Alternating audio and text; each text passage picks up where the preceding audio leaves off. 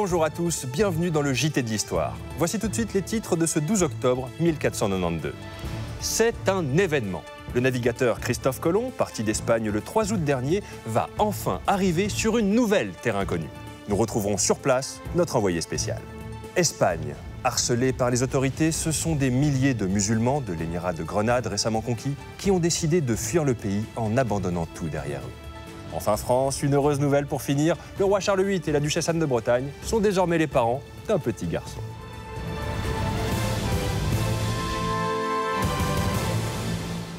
Voilà, je vous le disais en titre, c'est désormais officiel, le monde va s'agrandir. Après plus d'un mois en mer et une escale aux Canaries, l'expédition de Christophe Colomb va atteindre les rives de l'Ouest. Sur place, notre envoyé spécial Sidonie Robinou va nous faire vivre cet instant historique.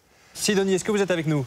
Oui, Pierre, je vous entends. C'est donc cette nuit à 2 h du matin que le navigateur Christophe Colomb a été averti par un de ses marins qu'une terre était en vue. Vous ne le voyez pas encore, mais oui, je commence à distinguer quelque chose, Pierre. Alors que voyez-vous, Sidonie? Dites-nous. Eh bien, je vois une chaloupe, elle se dirige dans notre direction. Et oui, là, je le vois très clairement, Pierre. C'est Christophe Colomb. Ça ne fait plus de doute. Le monde ne sera plus jamais comme avant. Il va poser ses pieds sur le sol. Bonjour, Christophe. Et bravo pour cet exploit. C'est magnifique ce que vous avez fait après 3 mois en mer. Merci. C'est vrai que ça a été très dur. On est passé par toutes les émotions. L'équipe a douté, mais c'est normal. Ils ont tout donné. Donc cet exploit, c'est aussi le leur. Parce que les vents ont été souvent défavorables. Mais là, ça y est, on a réussi, on y est, on est là. Et c'est super, c'est que du bonheur. Qu'est-ce que vous allez faire là dans les minutes qui viennent, Christophe? On va manger et on va manger. Parce que je peux vous dire que les conditions sur les bateaux, c'est dur. La sardine tous les jours, on n'en peut plus. Donc là, on a décidé avec les hommes que ce serait curry de poulet. Curry de poulet? Mais on est en Amérique là, Christophe. Pardon? On est en Amérique. Comment ça, on est en Amérique? On n'est pas en Inde, là? Non, on n'est pas du tout en Inde. L'Inde, c'est par là. Vous venez de découvrir un nouveau continent, l'Amérique. En fait, c'est une terre sauvage qui va vous révéler de nombreux secrets. Non, mais moi, je m'en fiche des nombreux secrets, là. Je suis censé être en Inde. Donc c'est sûr, là, on n'est pas en Inde, là. Bah oui, je suis désolée de vous décevoir, on n'est pas en Inde. Je vais me faire tuer, moi, en rentrant en Espagne. Non, parce que vous vous rendez pas compte, mais ça coûte un bras, ça. Hein? 3 navires, 100 marins. Bah, je suis viré, c'est super. Voilà. Parce que la reine Isabelle, je sais pas si vous situez, mais c'est pas du genre à vous payer des vacances pour partir je sais pas où. Oh la vache. Ok, mais très concrètement, là, Christophe, est-ce que vous comptez prendre des mesures pour rectifier le tir? Hein? Des mesures pour rectifier le tir, peut-être? Ouais, des mesures, des mesures. Il y a des habitants ici? Oui, les natifs américains. Eh ben, très bien. Eh ben, voilà, je vais les appeler les Indiens. Hein? Comme ça, ni vu ni connu, je t'embrouille. Je vais rentrer à la toilette, je vais parler des Indiens, je vais ramener 2-3 babioles pour le souvenir. Les pisous, hein? Emballer, c'est pesé. Je vous laisse, parce qu'il faut que je fasse connaissance avec les autochtones. Voilà, et vive l'Espagne. Hola, ¿qué tal, l'amigo? Eh bien voilà, donc c'était Sidonie Robinou pour le JT de l'Histoire. Oui, il ne manquerait plus qu'on appelle l'un de ces territoires la Colombie. Cette nouvelle étape de l'humanité bouscule l'une de nos certitudes. La Terre ne serait pas plate. Pour nous éclairer, je reçois le professeur Hubert Frisch, scientifique à l'université de Louvain et auteur de l'ouvrage « Le monde et ses limites ».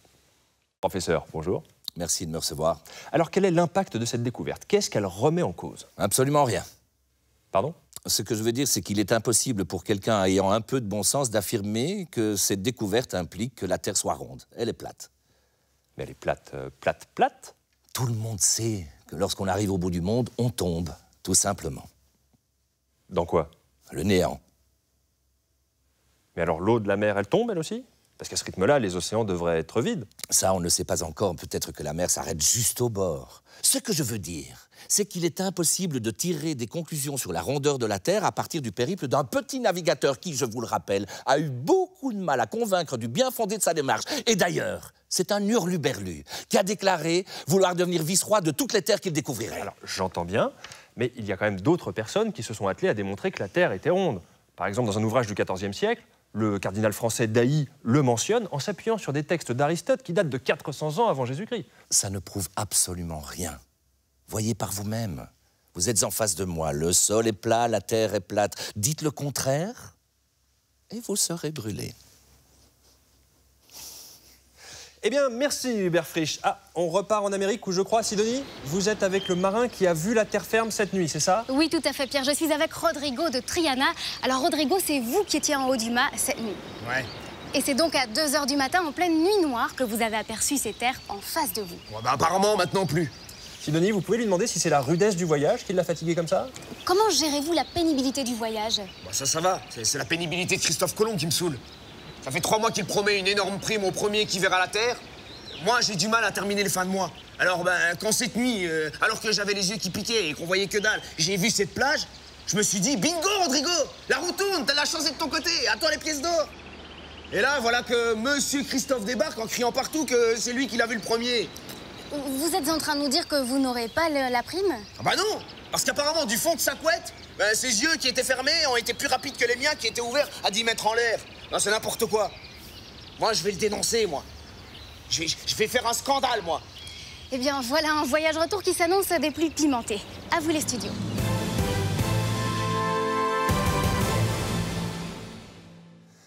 La conquête en début d'année du dernier État musulman d'Espagne, l'Émirat de Grenade, a provoqué un exode massif, et ce malgré les promesses des rois catholiques de laisser la population sarrasine pratiquer librement sa religion. Fabien Kopp est sur place. Alors oui, Pierre, ce matin, ici à Grenade, les musulmans continuent de fuir en abandonnant tout derrière eux. Un objectif, rejoindre l'Afrique du Nord avant de subir les foudres de l'armée castillane. Les récentes rumeurs et les menaces à peine voilées de certaines personnalités religieuses chrétiennes ne font qu'accroître le climat de peur qui s'est abattu sur cette belle région d'Espagne. Des maisons sont abandonnées, on peut voir sur les routes des femmes, des enfants, des vieillards, quelques affaires sous le bras, emportées à la va-vite. Leur exode s'ajoute à celui des Juifs, eux aussi officiellement chassés du pays suite à un décret royal. L'atmosphère est donc étrange dans cette cité où certains quartiers sont tristement déserts et dans lesquels on trouve, juste en ouvrant quelques armoires, de jolis objets de l'artisanat local, comme de beaux tapis ou encore cette djellaba qui me va ravir, une tenue adéquate en ces temps de grande chaleur. Oui, enfin, tablons quand même que ce type d'exode ne se reproduise plus, détruisant les familles, la mixité et usant quand même beaucoup de semelles de chaussures.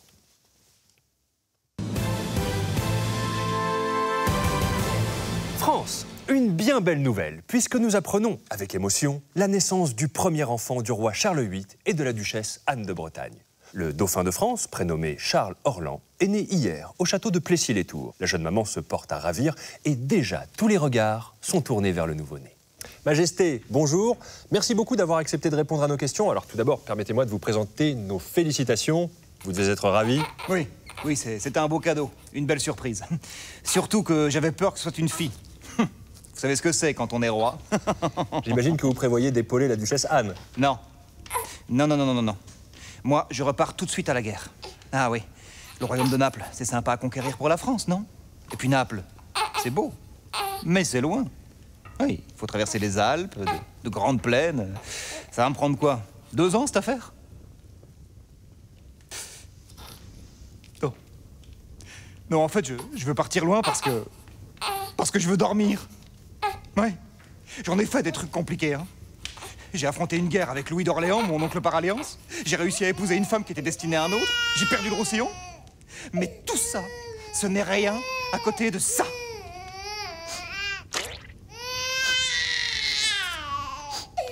Oh. Et voilà, encore un cadeau.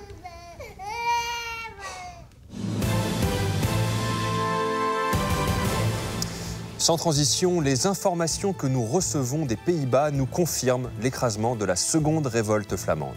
Grâce à l'aide anglaise, l'armée de l'empereur Frédéric III est parvenue à mater le soulèvement. Vaincus, les cités flamandes n'ont d'autre choix que d'accepter la régence du fils de l'empereur, Maximilien de Habsbourg. Rappelons que c'est à Frédéric III que nous devons la devise pacifiste de la maison des Habsbourg « Il appartient à l'Autriche de gouverner le monde ».